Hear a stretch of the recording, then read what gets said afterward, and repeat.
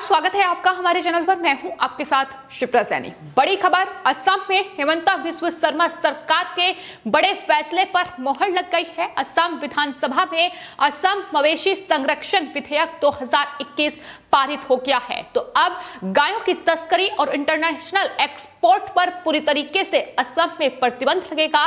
दरअसल असम में मवेशी संरक्षण विधेयक 2021 पारित किया जाए, ये लगातार मांग उठ रही थी, क्योंकि गायों की तस्करी और जिस तरीके से बांग्लादेश में गाय लगातार भेजी जा रही थी, अवैध रूप से ये तस्करी लगातार सामने आ रही थी। इस बीच अब हिमंता बिस्व शर्मा सरकार ने ये जो विधेयक है ये असम विधानसभा में पेश किया और अब असम विधानसभा में गौ संरक्षण अधिनियम 2021 पारित हो चुका है।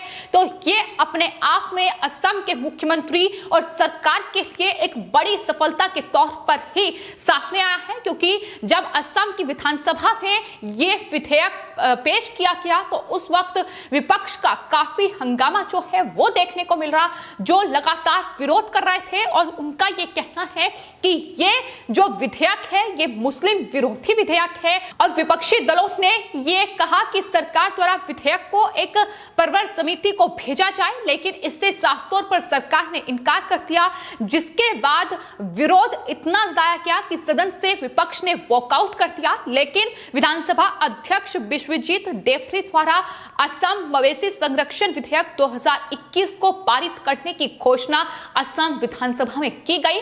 तो हिमंता बिस्व शर्मा सरकार का मुख्यमंत्री बनते ही ये ऐलान उन्होंने कर दिया था कि गायों की तस्करी पर रोक लगाने के लिए मवेशियों की जो अवैध तस्करी लगातार हो रही है, जो तमाम मंदिरों के आसपास बीफ की बिक्री हो रही है, हिंदू, जैन और सिखों के बहुल इलाके में जो लगातार बीफ की बिक्री हो रही है, उस पर पूरी तरीके से प्रतिबंध लगे और तमाम बड़े फैसले असम सरकार की ओर से लिए गए हिमंता बिस्व शर्मा के मुख्यमंत्री बनते ही, और उसमें उनके एक बड़े फैसले पर अब मोहर लग चुकी है। और अब आपको बता दें, ये जो विधेयक है जो अब पारित हो चुका है, ये असम में 1950 के असम मवेशी संरक्षण अधिनियम एक्ट की जगह लेगा। ये अब तय हो गया है। तो ये अपने आप में बड़ा फैसला, और असम विधानसभा में जो विपक्ष की ओर से हंगामा बरपाया गया उसको लेकर भी अब असम के मुख्यमंत्री हिमंता बिस्व शर्मा ने विपक्ष को करारा जवाब दिया है। उन्होंने कहा है कि विधेयक के पीछे कोई गलत मंशा नहीं है जो लगातार विपक्ष की ओर से कहा जा रहा है। उन्होंने साथ ही ये भी दावा किया कि ये सांप्रदायिक सद्भाव को मजबूत करेगा। जो विपक्ष दावा कर रहा है कि ये मुस्लिम विरोधी है, लेकिन ऐसा कुछ नहीं है। मुख्यमंत्री की ओर से कहा गया कि कानून किसी को भी बीफ खाने से रोकने का इरादा नहीं रखता है, लेकिन जो व्यक्ति बीफ नहीं खाता है उसे दूसरों की धार्मिक भावनाओं का भी सम्मान करना चाहिए। साथ ही उन्होंने ये भी कहा कि ऐसा नहीं हो सकता है कि सांप्रदायिक सौहार्द बनाए रखने के लिए केवल हिंदू ही जिम्मेदार हो, मुसलमानों को भी इसमें सहयोग करना चाहिए। तो असम के मुख्यमंत्री हिमंता बिस्व शर्मा एक ऐसे मुख्यमंत्री हैं जो दो टोक बातों को कहते हैं। वो साफ तौर पर अपने विजन को एकदम क्लियर रखते हैं कि क्या उन्हें कहना है, और यही असम विधानसभा में भी देखने को मिला। उन्होंने कहा कि नए कानून बन जाने पर किसी व्यक्ति को मवेशियों का वध करने पर रोक नहीं होगी जब तक कि उसने किसी विशेष क्षेत्र के जो पंजीकृत पशु चिकित्सा अधिकारी हैं उनके द्वारा प्रमाण पत्र नहीं लिया होगा। तो प्रमाण पत्र लेना होगा, अपनी वजह बतानी होगी, और उसके बाद हो सकता है कि जो मवेशी हैं उनका वध किया जा सकता है। लेकिन गौ तस्करी और गौ वध पर पूरी तरीके से बैन अब कहीं ना कहीं गौ संरक्षण अधिनियम पारित होने के बाद लग चुका है, क्योंकि बड़ी मात्रा में असम से गौ तस्करी हो रही है, जो कि मिजोरम और तमाम नागालैंड, तमाम ऐसे राज्य हैं जहां पर गाय को भेजा जाता है, वहां बीफ की बिक्री होती है, बीफ का सेवन होता है। और कहीं ना कहीं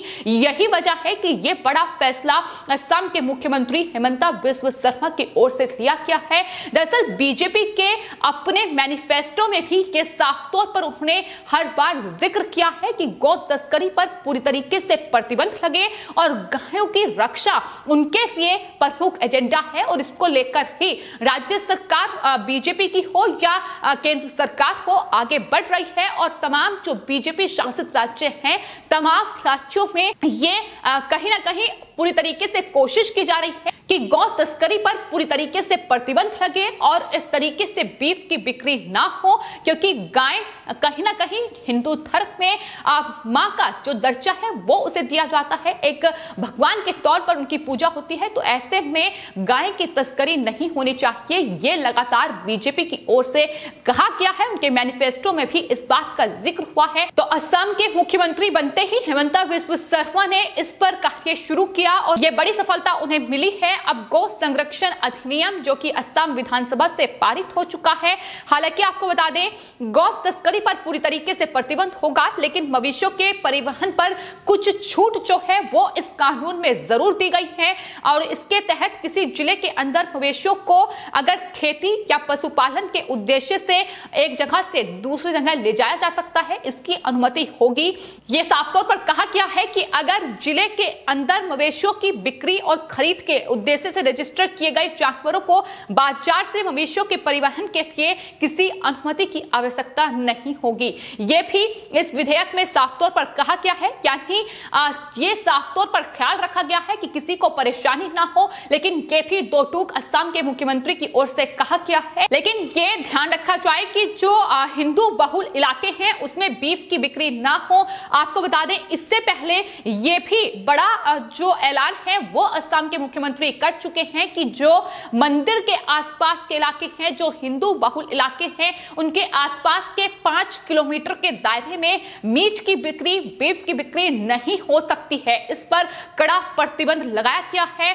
तो ये बड़े फैसले लगातार लिए जा रहे हैं और न सिर्फ ये मवेशियों को लेकर एक बड़ा फैसला असम के मुख्यमंत्री की ओर से लिया गया है, बल्कि इसके अलावा अगर जनसंख्या नियंत्रण की बात भी की जाए तो जनसंख्या नियंत्रण पर 2 बच्चों की नीति अल्पसंख्यक अपनाएं, ये भी उनकी तरफ से दो टूक कहा गया। उन्होंने साफ तौर पर यह कहा कि जिस तरीके से अल्पसंख्यक समुदाय में गरीबी बढ़ रही है, शिक्षा की कमी नजर आ रही है, उसका एकमात्र जो वजह है वो यही है कि जिस तरीके से जनसंख्या पर नियंत्रण नहीं है, जनसंख्या लगातार बढ़ रही है। तो ऐसे में वहां जागरूकता हो और 2 बच्चों की नीति जो है वो अल्पसंख्यक समुदाय अपनाए, उन्हें ये करना होगा और तभी गरीबी पर काबू हो सकता है। ये उनकी तरफ से दो टूक कहा गया है। इसके अलावा आपको बता दें पॉपुलेशन कंट्रोल आर्मी का गठन भी असम के मुख्यमंत्री ने किया है, जिसका कार्य सिर्फ अल्पसंख्यक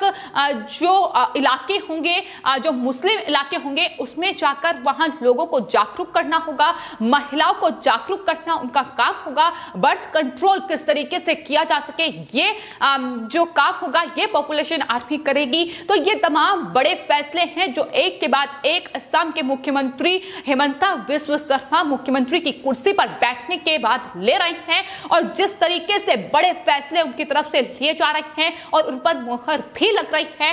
साफ तौर पर लोग ये कह रहे हैं कि हेमंता बिस्वा शर्मा योगी आदित्यनाथ की तरह फुल एक्शन में है, लगातार काम कर रहे हैं। उनका दो टूक ये कहना है कि जो रोहिंग्या और बांग्लादेशी असम में बसे हुए हैं वो मुस्लिम हैं और मुस्लिमों ने उन्हें वोट नहीं दिया है, इसलिए उन पर कार्रवाई जरूरी है। अवैध बांग्लादेशी घुसपैठिए उन पर कार्रवाई करना उनका पहला मकसद है। वो सबसे पहले उन पर कार्रवाई करेंगे, उन्हें बाहर का रास्ता दिखाएंगे कि हाल ही में उनकी तरफ से एक इंटरव्यू में कहा गया था। तो ये तमाम बड़े फैसले हैं जो असम के मुख्यमंत्री एक के बाद एक ले रहे हैं। मवेशियों का जिस तरीके से अवैध तस्करी लगातार असम से हो रही थी और खासतौर पर गायों की रक्षा करना जो बीजेपी साफ तौर पर उनका एक एजेंडा है जिसे लेकर वो आगे बढ़ रही है। बीजेपी शासित राज्य लगातार किस तरीके से गौ संरक्षण का काम कर सके, किस तरीके से गायों की जो तस्करी है, जो वध उनका अवैध तरीके से किया जा रहा है उस पर रोक लगाई जाए, उनकी बिक्री पर रोक लगाई जाए, इसको लेकर तमाम बड़े फैसले उत्तर प्रदेश सरकार से लेकर